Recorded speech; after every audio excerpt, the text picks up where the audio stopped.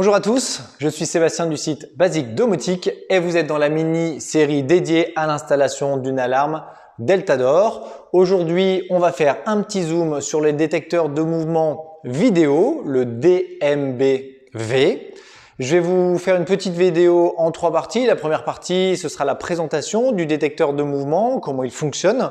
Ensuite, un petit tutoriel pour vous montrer comment changer la lentille standard en lentille compatible avec les animaux de compagnie. Et enfin, je vous donnerai les meilleures astuces pour l'installer dans votre domicile le plus efficacement possible afin que la détection soit la meilleure. Eh bien, il n'y a plus qu'à, hein. C'est parti!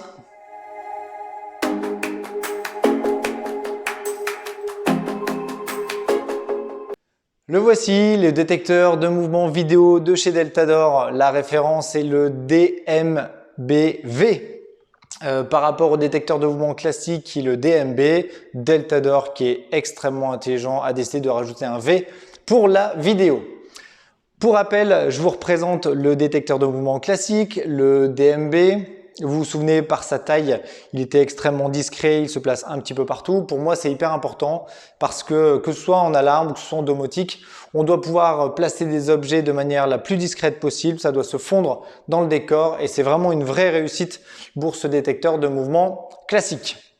Quand on regarde le détecteur de mouvement vidéo, il est un peu moins discret. Tout simplement parce qu'il est en 2 parties. La partie basse, vous le retrouvez, c'est la même chose que pour le détecteur de mouvement classique. C'est la lentille qui permet la détection, si vous vous souvenez bien, je vous l'avais présenté, par des mouvements de chaleur. Et c'est hyper important parce que vous avez une lentille qui sera changée si vous avez un animal de compagnie. Ne vous inquiétez pas, les 2 lentilles sont fournies dans le pack. Une lentille standard où vous avez la meilleure détection possible et une lentille compatible animaux qu'il faudra changer. Ne vous inquiétez pas, c'est super simple et je vous le présente dans le tutoriel de la deuxième partie. Le détecteur de mouvement DMB-V par la vidéo a une partie supérieure, vous le voyez ici noir, qui permet de capter une image vidéo de 5 secondes quand il y a une détection d'une intrusion par exemple. Cette vidéo pourra vous être envoyée sur votre smartphone. Je vous dirai en dernière partie comment bien le paramétrer, ce qui vous permettra de faire ce qu'on appelle une levée de doute et en cas de suspicion, vous pourrez prévenir la famille, des amis ou même la police pour intervenir chez vous. Voilà, donc vous le voyez, c'est le même principe de fonctionnement, ça fonctionne de la même manière. Évidemment, il contient une partie vidéo, ce qui le rend un petit peu moins discret, mais ça passera tout à fait dans votre maison. Et maintenant, je vous présente comment changer la lentille pour la rendre compatible avec vos animaux de compagnie. C'est parti! Le détecteur de mouvement avec levée de doute vidéo est fourni par défaut avec une lentille standard. Cette lentille est évidemment la lentille la plus sensible, mais si comme moi vous avez un animal de compagnie, il vous faudra changer de lentille, ce qu'on appelle la lentille compatible animaux, et on la voit facilement parce qu'elle présente le petit dessin d'un chien sur cette lentille. Une chose intéressante à savoir aussi, c'est que cette lentille est compatible avec les aspirateurs robots, ce qui vous permettra de laisser votre aspirateur faire le ménage pendant votre absence sans avoir de fausse détection de l'alarme. Je vais vous montrer comment changer cette lentille parce que vous ayez envie de mettre votre aspirateur robot ou que vous ayez un animal de compagnie, il vous faudra la changer. C'est très simple, il vous suffit de vous munir d'un simple petit tournevis, hop, de faire un quart de tour pour déverrouiller. On peut ainsi ouvrir le détecteur de mouvement en 2 parties. Ça vous permet de voir ici la pile lithium qui est directement branchée. Alors quand vous achetez le pack, évidemment, cela n'est pas branché, donc il faudra le faire vous-même. C'est extrêmement simple, hein. Et il y a un détrompeur pour ne pas vous tromper. Et ensuite, on va sortir la lentille. Pour cela, il y a 2 petits ergots ici que l'on va pousser. Hop, on dégage la lentille. On passe le petit tournevis à ce niveau-là. Hop, on enlève la lentille classique. On prend la lentille animaux. Il n'y a qu'un sens, hein, vous ne pouvez pas vous tromper. Surtout, par contre, vous ne touchez pas cette partie-là, qui est la partie de détection. Donc, ne mettez pas les doigts, n'y touchez pas. Hop, on remet la lentille aussi simplement que ça. Hop, plus qu'à appuyer. Il vous suffit de reprendre la partie du dos, hop, de refaire un quart de tour. Et c'est bon.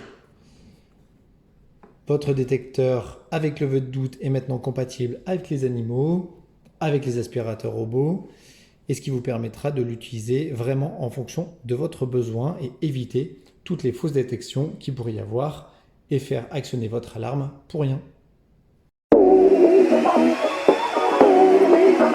Vous l'avez vu, c'est extrêmement simple de changer la lentille standard en lentille compatible avec les animaux. Moi, je ne suis pas du tout doué en bricolage et franchement, ça m'a pris 2 minutes.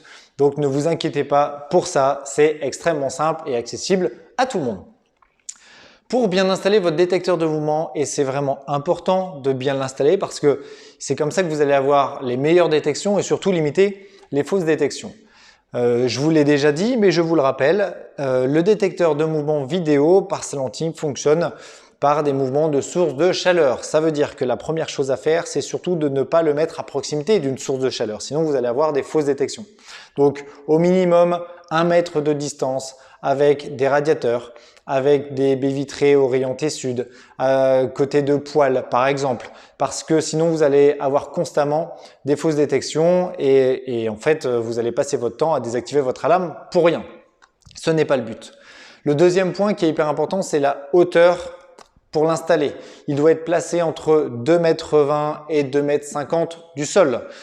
Cette zone est hyper importante. Si vous devez le mettre au-dessus, il existe des rotules qui vous permettent d'orienter le détecteur vers le bas. Attention, cette rotule ne doit pas être utilisée si vous avez changé la lentille pour mettre une compatible animaux. Donc, si vous avez lentille compatible animaux, c'est uniquement entre 2,20 m et 2,50 m.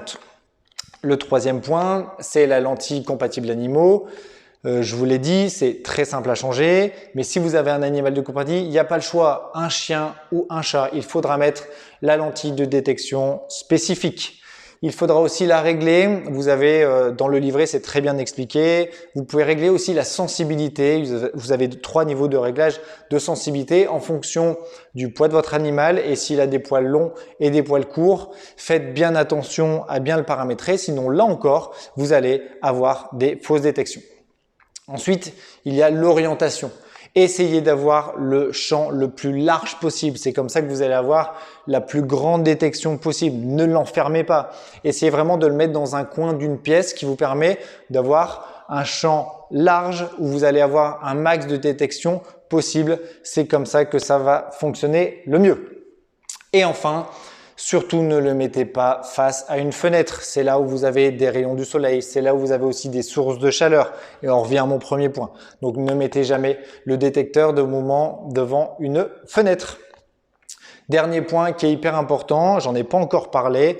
Et en fait, c'est un point qui est aussi prioritaire. C'est que le DMBV, pour avoir la vidéo, il vous faut une box domotique TDOM 2.0.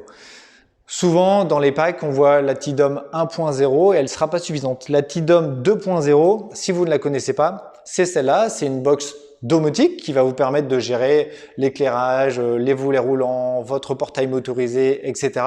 Et elle est indispensable pour recevoir la vidéo sur votre smartphone.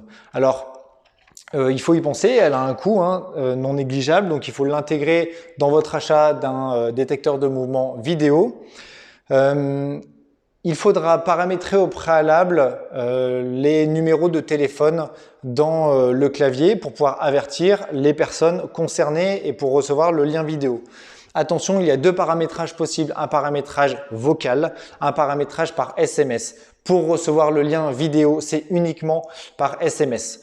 Et en fait, vous allez en recevoir 2. Le premier pour dire qu'il y a une intrusion et le deuxième pour dire que vous avez un lien vers une vidéo sur un serveur sécurisé.